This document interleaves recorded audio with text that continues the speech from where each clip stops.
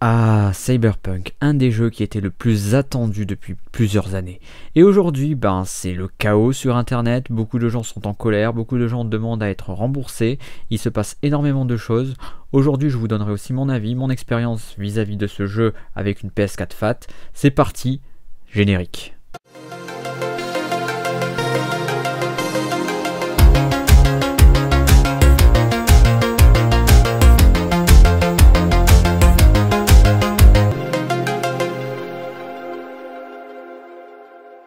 Et donc bonjour à tous et bienvenue dans cette vidéo hors série où je vais donner mon avis, où je vais parler un petit peu de ce qui se passe au niveau de Cyberpunk 2077, essayer de raisonner un peu les gens, essayer de mettre un peu de positivité dans tout ça parce que malheureusement il y a beaucoup de backlash, de retours assez violents et comme vous le savez les métacritiques ça a été une catastrophe, jeuxvideo.com a mis un 7 sur 20, bref c'est le bordel. En plus le jeu a pas mal de glitch, a pas mal de soucis, on dirait une alpha plutôt qu'un jeu complet, c'est vrai qu'à 70 € ça fait mal au cul. Et en plus, selon les consoles, vous n'avez pas la même expérience. Quelqu'un qui a par exemple un PC Master Race aura tout ce qu'il faut pour pouvoir profiter à fond, ça donne envie et tout. Malheureusement, les gens qui ont des PS4 Fat, moi j'ai une PS4 Fat, même si moi, bizarrement, et je vous donnerai le lien de ma chaîne secondaire où je fais du gaming souvent, où je fais des lives dès que je peux, vous verrez que j'ai pas eu énormément de bugs et en gros ça s'est bien passé dans l'ensemble, les textures sont restées stables, il n'y a pas eu énormément de soucis, il y a eu quelques petits bugs, mais dans l'ensemble mon expérience à moi n'a pas été aussi horrible que d'autres personnes, donc après il faut relativiser. Alors donc ce qui s'est passé c'est que Cyberpunk 2077 est sorti, les versions Xbox One et les versions PS4 sont downgradées as fuck et le jeu ne ressemble pas du tout au trailer. Alors déjà, je comprends que beaucoup de gens sont déçus.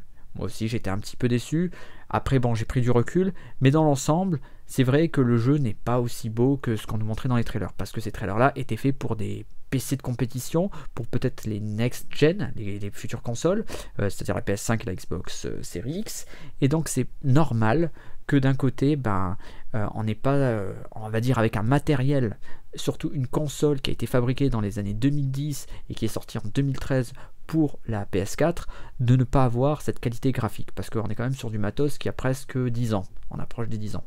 Et donc la console, elle ne peut pas fournir une puissance qui, après vous allez me dire oui, il y a l'exemple de The Last of Us et tout, clair, il y a un problème au niveau de l'optimisation, peut-être qu'ils ont été trop ambitieux, et le problème c'est qu'il y a pas mal de soucis au niveau du codage.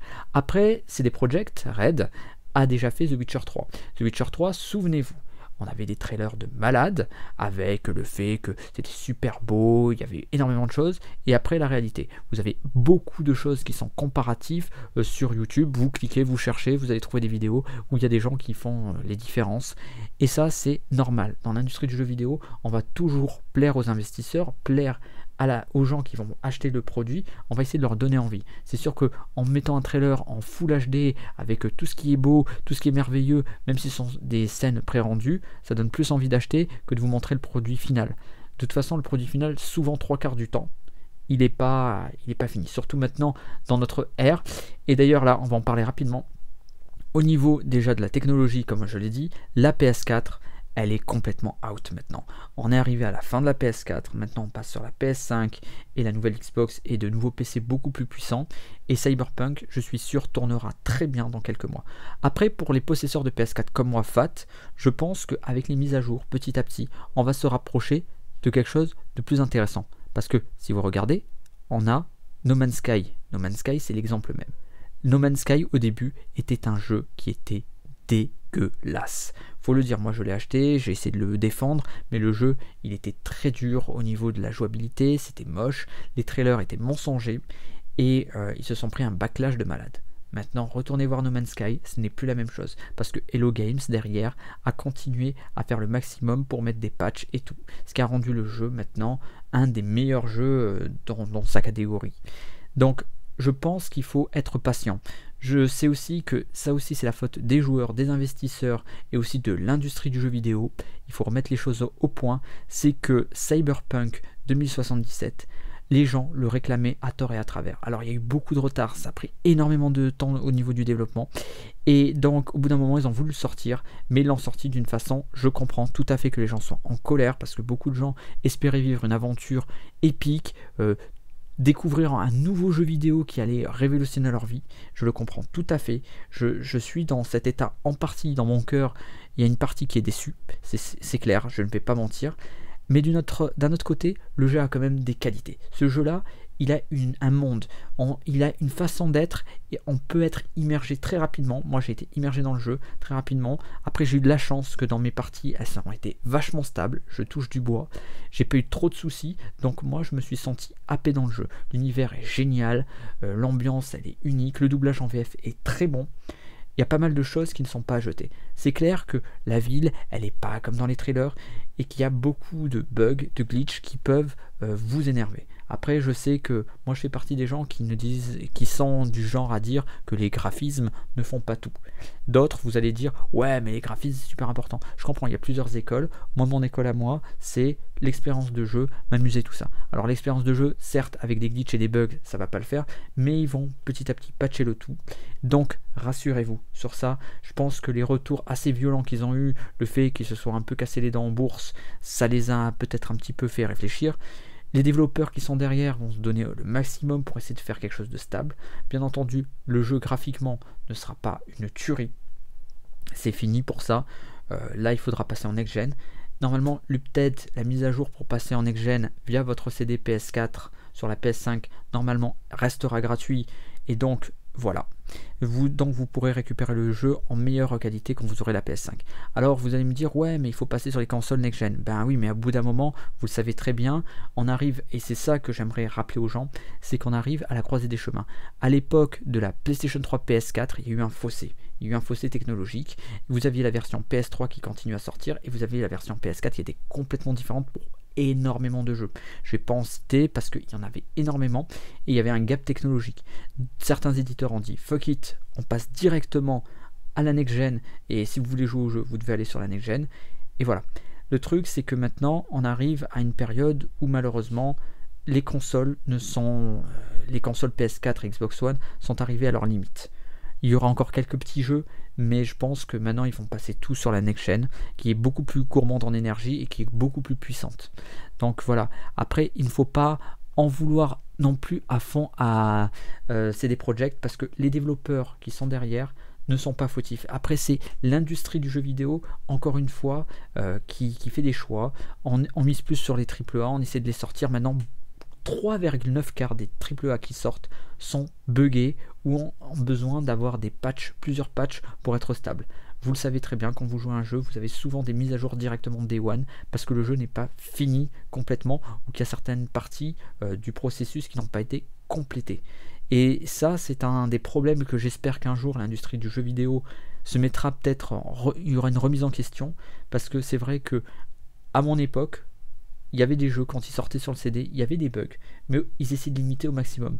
Maintenant, c'est vrai qu'avec Internet, les gens disent directement, bon ben c'est pas grave, le développeur, eux, ils vont faire la mise à jour, et ainsi de suite. Donc on a souvent des jeux qui, quand ils arrivent Day One, ont des bugs, ont pas mal de choses qui ne devraient pas exister.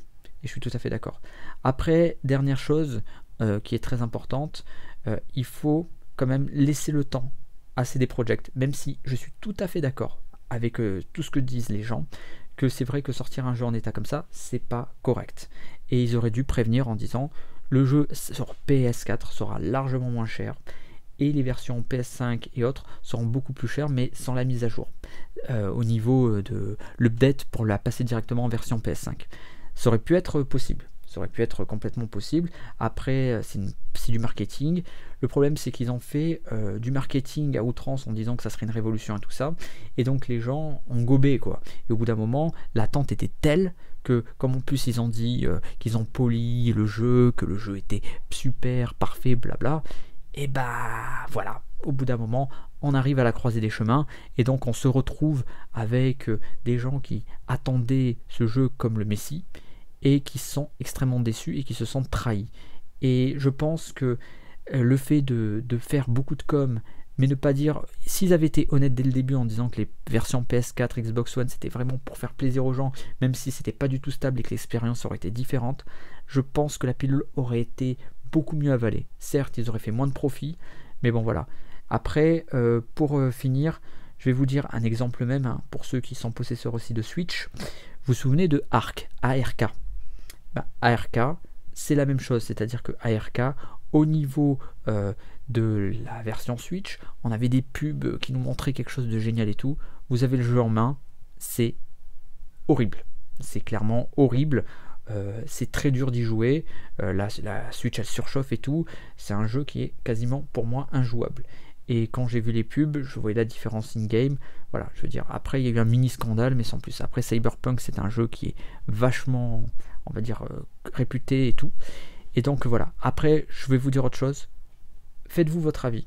Si vous avez des amis, que vous pouvez le tester, testez-le. Si quelqu'un peut vous le prêter, testez-le et faites-vous votre avis. Il y aura des patchs qui arriveront régulièrement dans les jours qui viennent, semaines, mois qui viennent. Et je pense que dans 6 mois, 1 an, peut-être que le jeu aura vraiment changé par rapport au truc de base. Soyez patient. Je sais que c'est difficile, je sais qu'on a une année de merde, je sais que c'est très dur pour la plupart d'entre vous, que beaucoup d'entre vous, vous êtes fâchés, vous êtes énervés et tout, mais laissez le temps. Laissez le temps au temps et laissez voir. Si dans 6 mois, c'est toujours la même galère, je comprends tout à fait que les gens pourront continuer leur backlash. Mais pour l'instant, laissez quelques semaines. Le temps qu'il y ait les différents patchs qui s'appliquent, et on verra bien. Peut-être que dans 2 mois, même pas 1 mois, le jeu sera très bien. Je rêve, certes, mais je veux quand même que les gens se calment parce qu'il y a trop de backlash. Les notes sont trop violentes. Certes, je comprends tout à fait que les bugs ne plaisent pas aux gens, que les glitches ne plaisent pas aux gens. Je comprends tout à fait. Je respecte votre choix. Je vous le dis tout de suite, je ne vais pas vous insulter en disant vous êtes des rageux. Pas du tout. Au contraire. Vous avez tout à fait raison, c'est dans votre droit. Après, moi, j'essaie de temporiser parce que la haine, la colère, on en a déjà assez dans notre monde et que il faut attendre. Vous attendez, on attend. Moi, j'attends aussi. Je fais ma petite expérience, je joue tranquillement. Voilà. Sur ce, prenez soin de vous. Je vous dis à très vite pour de nouvelles vidéos. Je voulais juste vous donner mon avis.